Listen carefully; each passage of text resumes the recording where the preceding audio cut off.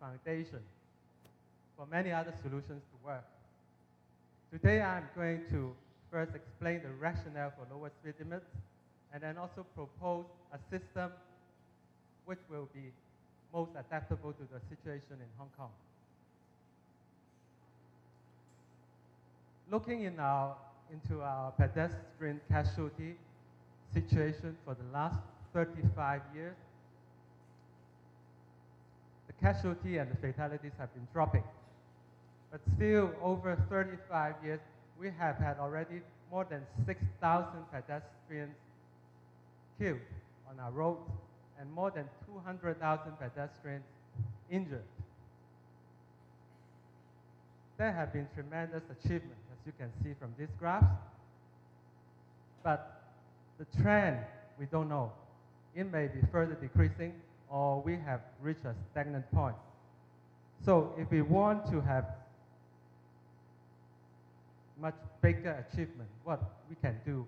Can we just rely on the current solutions, current approaches, or can we propose more drastic changes?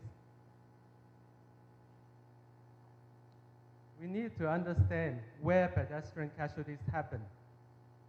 Do they happen mainly on side street or on main street? This figure showed an analysis, almost 4,000 pedestrian casualties in 2010. You can see that both local street and main street account for our pedestrian casualties. And for fatalities, the main street is gaining importance.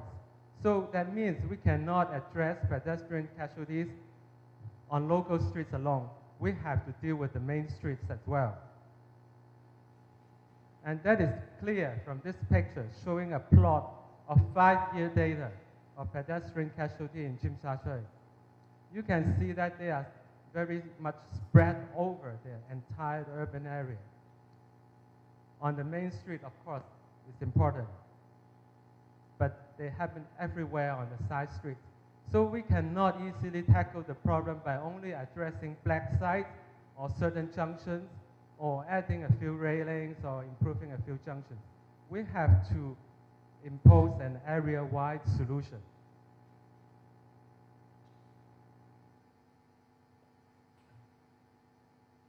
Why lower speed limits is crucial? This is illustrated in this slide from the latest figures from the Department for Transport, UK, and also from other data from Secretary Funds in 2006. We combined the two information. For the elderly, they are hardest hit. We have 72 pedestrian fatalities in 2011. Among these, 70% are those aged 60 or above. But that is clear. As you can see, an elderly hit by a car has a risk of 52% of dying. A car seeing a pedestrian coming out from the street in front of him will apply the emergency braking. But before applying hard braking, he needs some time to react. And 1 second is not that much. That means within the first 14 meters of this braking exercise, actually the speed of the car doesn't reduce. The pedestrian will be hit still at 50 kilometers per hour. Only in the last 6 or 7 meters does the speed really comes down as to reduce the probability of someone being killed. But note that I'm talking about cars. It's not even a minibus or bus or other heavy vehicles. And it's also on dry surface. But how about we reduce the speed to 30 kilometers per hour? The kinetic energy associated with this speed is much lower. If you know that kinetic energy is proportional to the square of the velocity, that makes the difference. And also the braking distance is much smaller, so that this elderly person, the one on the left, probably he can go home to enjoy dinner with his family.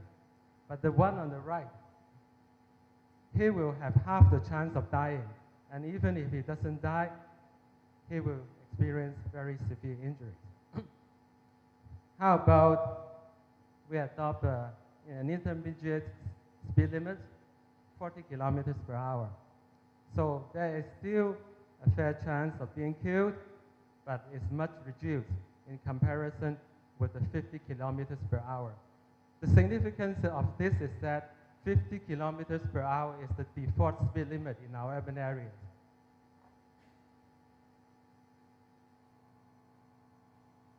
But the advantage of lower speed limits is not only on safety.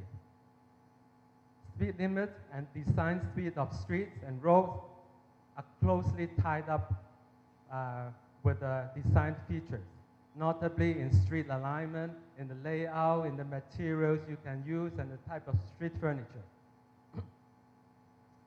Lower speed limit will result in a safer and more tranquil street environment, which stimulate walking. You don't like to bring your children, or you wouldn't like to advise any elderly in your home to walk on the street where you know there are fast traffic.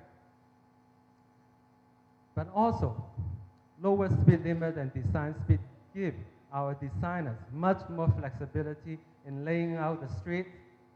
You don't have to rely too much on, for example, certain curve radius or radius on the inside of the street corners.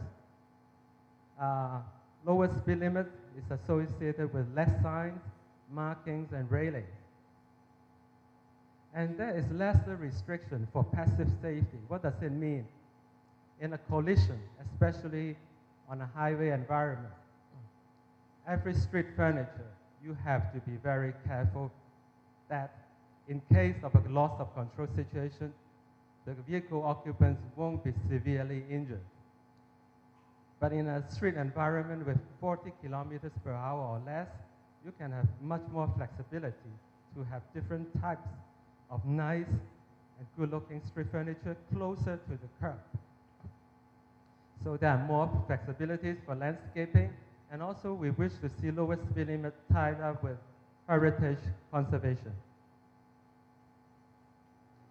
But what exactly are the speeds on our streets? In Tsim Sha Tsui, we have done some speed survey using laser speed guns. These are two small streets, Hai Phong Road and Modi Road. And they belong to the group of local distributor roads. As you can see, the average speed is not very high, in the order of 30 or 34. But then there are always people who drive much faster. For this type of street, 49 kilometers, 47 is far too high because pedestrians are crossing here and there. And there's no such need because these drivers will have to stop at the next junction or next traffic light. How about the main street, Nathan Road? The average speed is quite favorable, about 40 kilometers per hour. But then we do have drivers going up to almost 70 kilometers per hour once they have a chance between slower vehicles. And that makes our street particularly dangerous. As I mentioned earlier, we have to tackle both local streets and main streets. So what are we trying to do with the lower speed limit? The speed of vehicles on a street is never a constant figure. It's always a distribution like this. We have the average speed. We have what we call the 85 percentile speed. And also we have a top speed by some naughty drivers. By adopting a lower speed limit, we try to achieve something like this. We try to push the average speed a bit lower. And that will help a lot. But we also want to eliminate grossly excessive speed. That is, those drivers which contribute the most to the most significant risk on the street.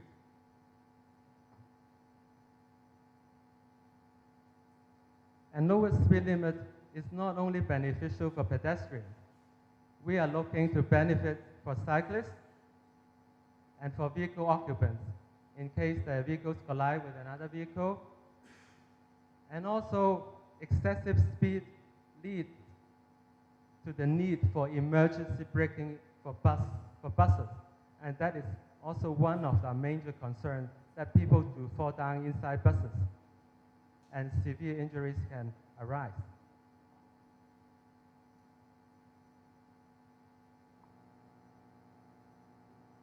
In Europe and also in many other countries nowadays, lower speed limit is quite a commonplace.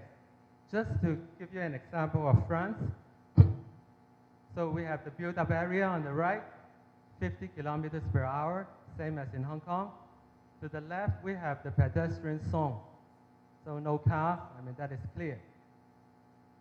But then there is something in between, what is called the 30 kilometers per hour zone. And also to a lesser extent, the 20 kilometers per hour shared surface. And this kind of system is very common in Europe, similarly in the UK, the Netherlands, Germany, Switzerland, etc. But they are tied up with legally defined traffic zones with rules. So they are not only a kind of concept. But in Hong Kong, we do not have the 30 kilometers per hour zone. We don't have the shared surface rules. The criteria for defining this traffic zone is based on the balance between traffic and neighborhood life. But still, we have another problem. I mentioned about Main Street. We have many main streets with heavy pedestrian activities. Perhaps it's difficult to reduce the traffic to 30 kilometers per hour. At least it is not too realistic. Let's look at some other countries. For example, in Scandinavia, it's quite common that there is the possibility of having a 40 kilometers per hour zone, like in Copenhagen.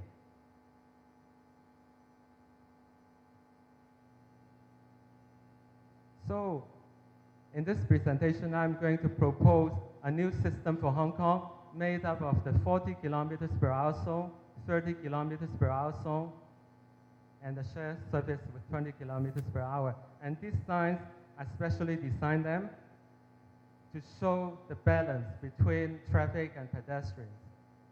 And this would be most applicable urgently for the dense urban areas where most of the pedestrian casualties happen. But this system is not restricted to our main urban areas. They are relevant for private housing developments, housing estates, institutions like universities, hospitals, industrial zones, even country parks, for example, where pedestrian and traffic mix. And there is a major hope that these new ideas are incorporated into our new development areas, new CBD. That means some of these streets will be purposely designed with these speed limit zones in mind already.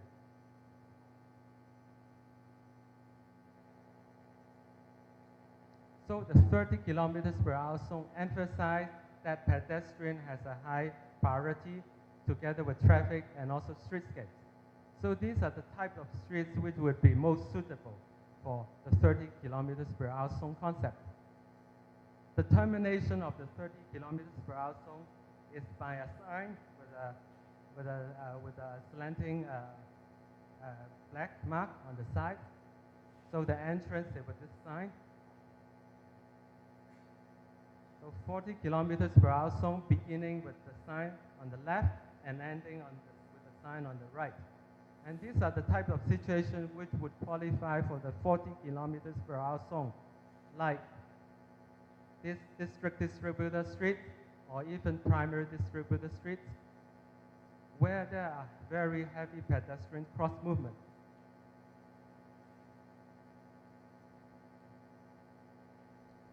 But of course, some of our 50 kilometers per hour streets can retain its current speed limit, notably those already with extensive segregation. But that doesn't mean that we need to encourage construction of all the streets with segregation in our new towns. But then if they are already equipped with footbridges and subways, and there are few pedestrians, good sightlines, possibly we can retain the existing 50 kilometers per hour default speed limit. Okay, shared service is an exception. Usually they are only applicable to a very small proportion of our urban streets, like markets, shopping street in Causeway Bay, where pedestrians are already spilling into the streets.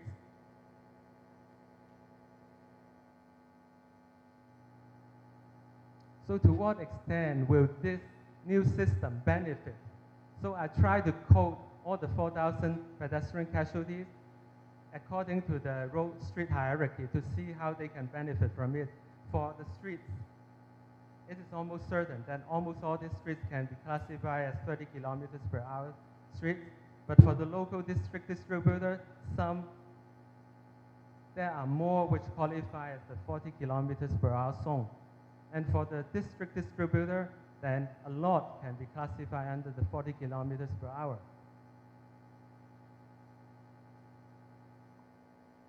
Let's look at some examples then. So realistically, how we can put this system into our urban network, like in Tsim Sha Tsui. So this diagram illustrates that the peripheral street, Salisbury Road, Cowden Park Drive, already equipped with footbridges and subways, they can retain 50 kilometers per hour default speed limit. But then the main road, Main Street, Nathan Road, Austin Road, ideally they should be 40 kilometers per hour. And then the side street, 30 kilometers per hour. But then you may wonder why in between Salisbury Road and Cowden Park Drive, there is a section of 40 kilometers per hour. That is very possible, because if we want to have this section of streets currently only with subways to be re-provided with surface crossing, then I would very much recommend that this section of street will have 40 kilometers per hour speed limit, together with the drastic changes of street character and streetscape.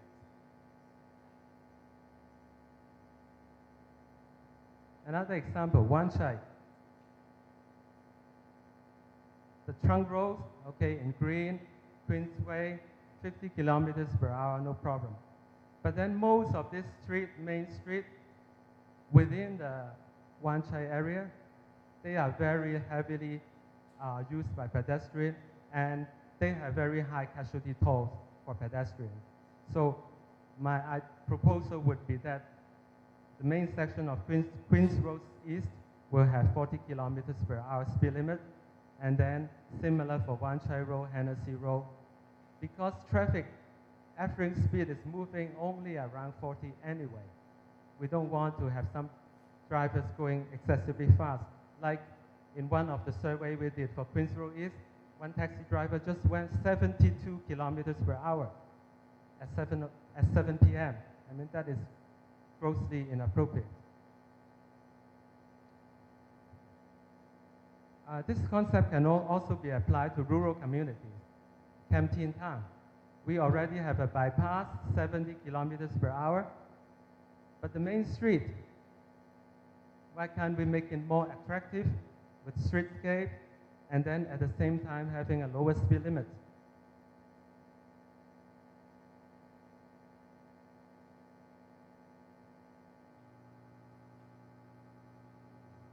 So to conclude, compared to existing approach, which mainly relied on warning signs, all kind of warning signs, marking, a lot of slow marking here and there. The new proposal is area-wide. We want area-wide benefits as opposed to isolated reactive treatment. We also want to promote harmony between traffic and pedestrians. We don't want pedestrians to be always at the goodwill of drivers. But more importantly, we see a vision here. We want to promote a far more positive culture of urban traffic. We want to have civilized urban street environment. We don't want drivers to feel that they always have priority over pedestrians. Thank you very much.